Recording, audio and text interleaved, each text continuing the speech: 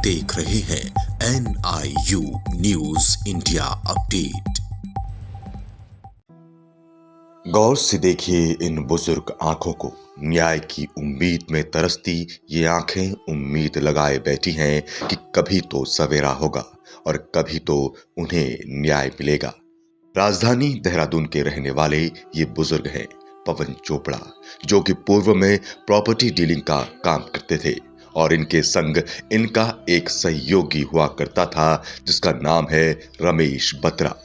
पवन चोपड़ा बताते हैं कि उनके सहयोगी रमेश बत्रा ने उनके संग व्यापार में धोखा किया और उनके मां के नाम पर ली गई जमीन को धोखाधड़ी करके अपने नाम करवा लिया और अब उस जमीन पर रमेश बत्रा लंबे समय से कब्जा जमाए बैठे हैं। साथ ही उस जमीन पर भवन निर्माण कार्य कर लोगों को बेच भी रहा है। जब भी वो अपनी उस जमीन का हक मांगने के लिए बत्रा के पास जाते हैं तो बत्रा गाली गलौज करता है, यहां तक कि गुंडों से मार पिटाई तक करवाने की धमकी देता है। पवन चोपड़ा बताते हैं कि इस मामले में सबसे पहले उन्होंने 2019 में देहरादून पुलिस को शिकायत की थी, मगर देहरादून पुलिस ने रमेश बत्रा के ऊंचे रसूख के चलते मुकदमा दर्ज नहीं किया और उन्हें कोर्ट जाना पड़ा। कोर्ट के आदेश के बाद देहरादून पुलिस ने जैसे तैसे इस मामले में मुकदमा दर्ज तो किया, मगर जांच को आगे नहीं बढ़ाया। पवन चोपड़ा ने कई प्रयास किए, मगर साल 2019 का ये मामला आज 2022 में भी जस का तस पड़ा है। नकली हस्ताक्षरों के दम पर कब्जाई गई इनकी प्रॉपर्टी पर आज तक इन बुजुर्ग व्यक्ति को न्याय नहीं मिल पाया, बल्कि इसके उलट कोर्ट कचहरी के चक्कर में इन 4 सालों में पवन चोपड़ा के 2 और मकान तक बिक गए, जिसके चलते इनका परिवार हाशिए पर आ चुका है। अब पुनः पवन चोपड़ा ने उत्तराखंड प्रदेश के डीजीपी अशोक कुमार को पत्र लिखकर गुहार लगाई है कि जल्द से जल्द उनके इस मामले का निस्तारण किया जाए, लेकिन प्रदेश के डीजीपी अशोक कुमार से मिलने के बावजूद अभी तक पुलिस प्रशासन ने इस जांच को आगे नहीं बढ़ाया।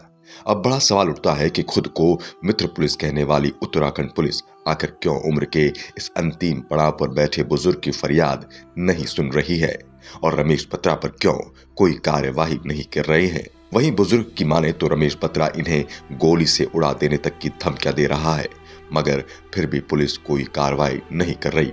आइए इन्हीं बुजुर्ग से सुनते हैं इनकी आप बीती। पता नहीं, मैं तो एसएसपी साहब को भी बोला, मतलब कि जोशी थे पहले, उन्होंने भी इनको कहा प्यार से निपटाओ निपटाओ को, उन्होंने डांट के भी कहा, सब कुछ कहा, पर ये रमेश बत्ता जो है कुछ नहीं कर रहा।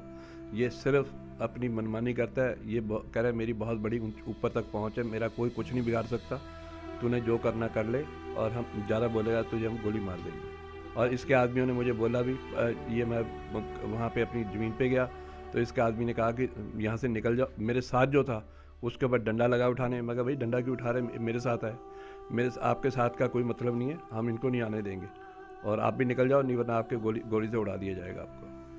डीजीपी साहब से मुलाकात करिए। मैं डीजीपी साहब को भी लेटर दे के आया हूँ, मुख्यमंत्री को दे के आया हूँ, सबको दे के आया हूँ, लेकिन मेरी कोई सुनवाई कहीं तक भी नहीं होती, क्योंकि इसकी मुझे पता नहीं क्या अप्रोच है और हर आदमी को ये कह रहा है कि मेरी जेब में है सारे।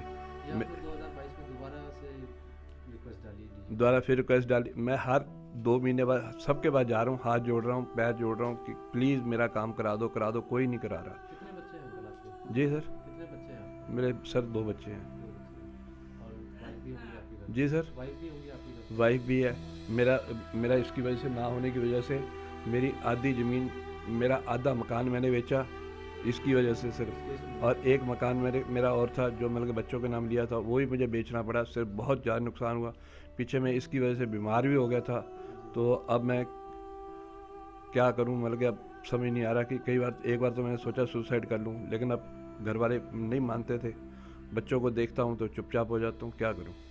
ये सबसे पहले केस जो आपने रजिस्टर कराया ये 2019 में कराया? 2019 में इसलिए कराया सर क्योंकि मेरे पेपर सारे इसके पास हैं।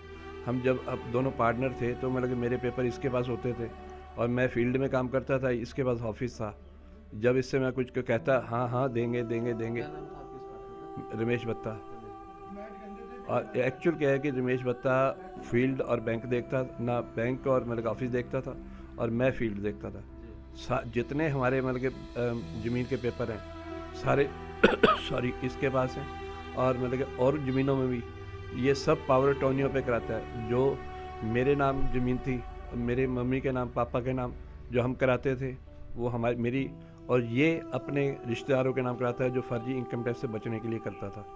तो जो कि मतलब कि 2-3 मतलब कि जैसे जगराओं में है, कोटी से खां है, लुधियाना है, इसने ज़मीनें जो है फर्जी मतलब कि जो उनके नाम कराई हुई हैं वो भी हैं। आपने बताया कि आपका जो 2019 में जो मामला दर्ज हुआ था वो भी कोर्ट के द्वारा दर्ज हुआ। मैंने पुलिस में रिपोर्ट करी, वहाँ पे इंचार्ज साहब से उन्होंने इसकी वजह से मामला दर्ज नहीं हुआ। फिर मैं कोर्ट के में गया, कोर्ट के थ्रू मतलब कि ये उन्होंने जब लिखा तब जाके पुलिस ने मामला दर्ज करा। तो मामला दर्ज करने के बाद क्या अभी तक जांच नहीं हो पाई इस मामले की? सर मतलब जब जांच लगने लगती है तो मतलब कि उस इंस्पेक्टर को ट्रांसफ़र करा देता है। फिर मैं SIT गया, SIT वाले को ट्रांसफ़र करा दिया। फिर मैं CBCID गया, CBCID वालों को ट्रांसफ़र करा दिया।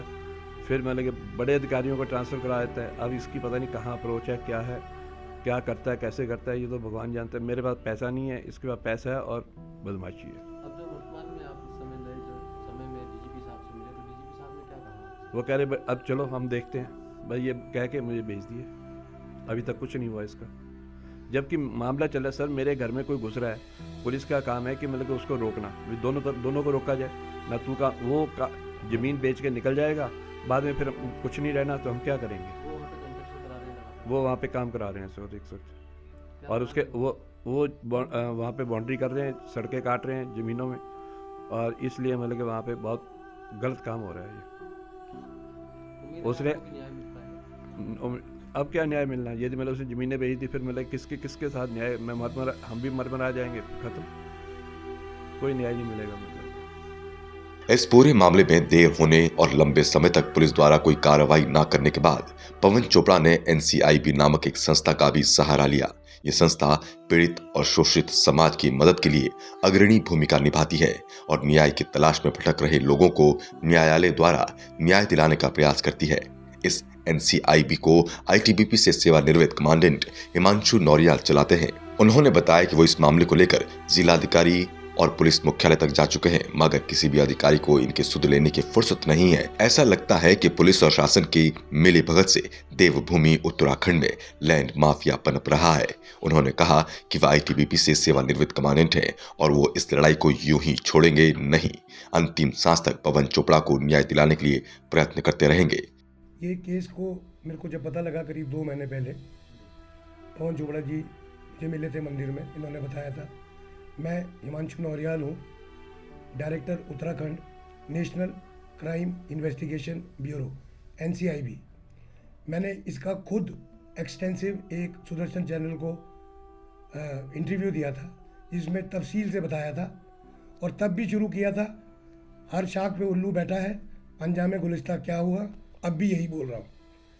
अंग्रेजी में बोलते हैं फ्रॉम पिलर टू पोस्ट। मैं DGP से मिला, मैंने गवर्नर साहब को चिट्ठी लिखी, मैं कई लोगों से प्रशासन में मिला, कहीं से कोई भी कुछ कर ही नहीं रहा है।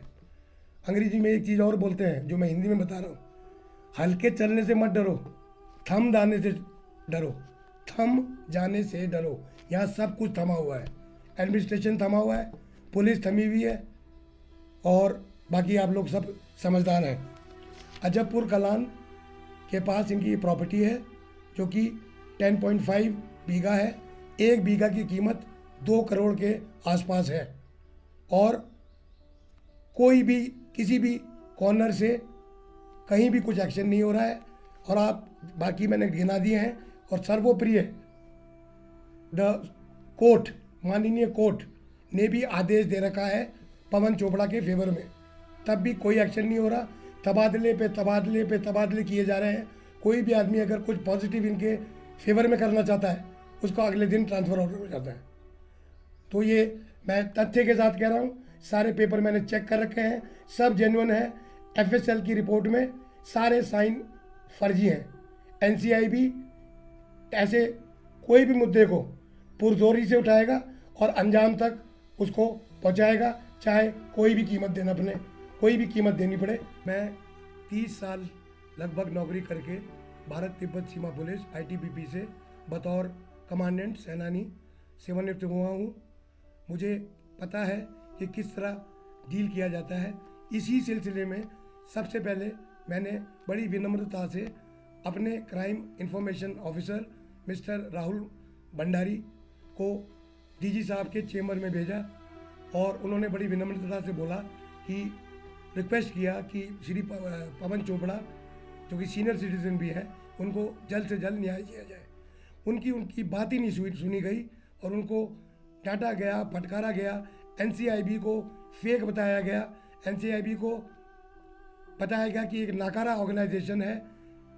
तो मेरी डीजी साहब को खुली चुनौती है कि यदि न्याय नहीं मिला तो कुछ भी करना पड़े, साम दाम दंड भेद, मैं आखिरी सांस तक, आखिरी दम तक आईटीबीपी का शौर्य, दृढ़ता, कर्मनिष्ठा पीछा नहीं छोड़ूंगा। Bureau report, news India update. News India update आपका अपना चैनल है।